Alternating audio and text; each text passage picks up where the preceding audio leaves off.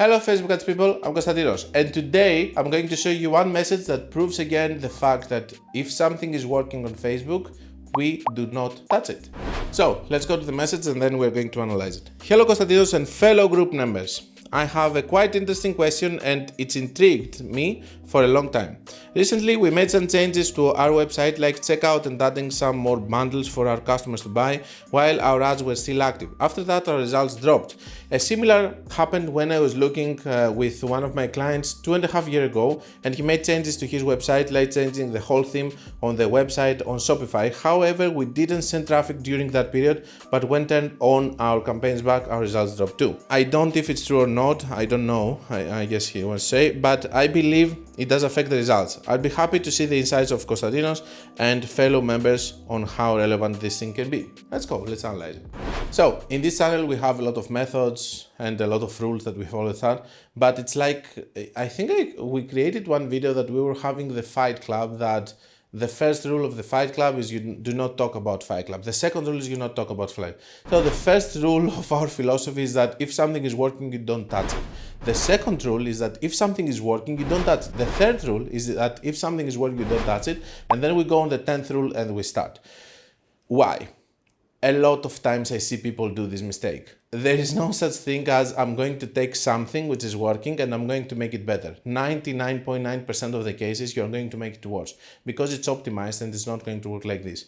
I'm actually shaking when somebody is telling me that, hey, we're doing very well, we're having good results and stuff, we're going to rebuild our site to make it better. I'm shaking because I have seen shitty websites and very bad landing pages working very well.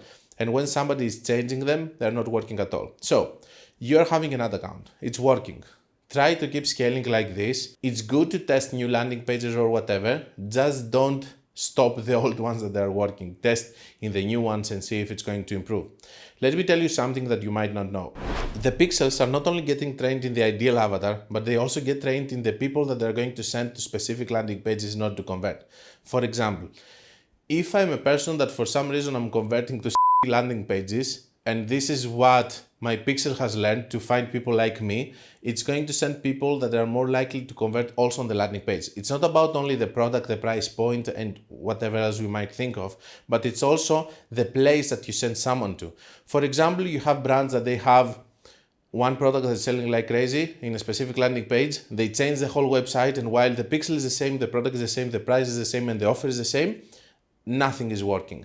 It's because the pixel has been trained also to send people that they convert for this specific landing page. This is why when you copy your competition, it doesn't mean that necessarily you're going to have sales if you do the same landing pages or the same templates without having the pixel that they are actually using. So what's the solution over here? Roll back to what you had, okay? Don't try to find a solution to this new thing. You might like it. I don't disagree. I have seen creatives, for example, that I loved, that it never worked, and creatives that I didn't like, that they worked. And after all of these years, I've learned not to judge. I don't judge, I test, okay? My job is not to just see and say, this landing page is good, this landing page, no. The landing page that is good is the one that is actually converting.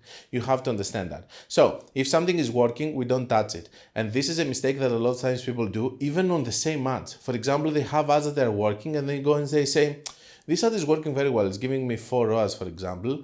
I'm going to change the copy to make it better and go for 5 ROAS. Wrong, delusional. It's not going to happen. It's going to ruin your whole campaign, and then maybe if you're going to relaunch the other one or you're going to try to revert the changes, it's not going to work as before.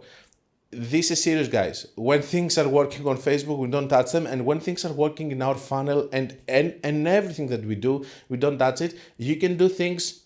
You can do an A/B test with other landing pages. You can do another landing page and test it with new ads. You can do all of this kind of stuff.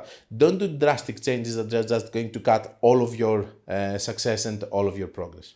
So this was one of the few messages, and there are many more, or experiences that I had on my own. Whatever is working, guys, don't touch it in the ad set level, on the campaign level, on the ad level, and of course on the funnel, on the messaging, on the pricing and stuff. Try to do changes with extra budget on top of that with other landing pages and so on.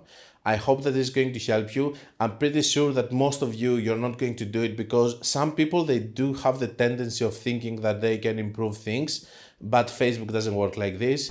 And don't forget that if you want to learn more, you can check my book, my course, my website, and until we meet again, guys, be creative and be consistent.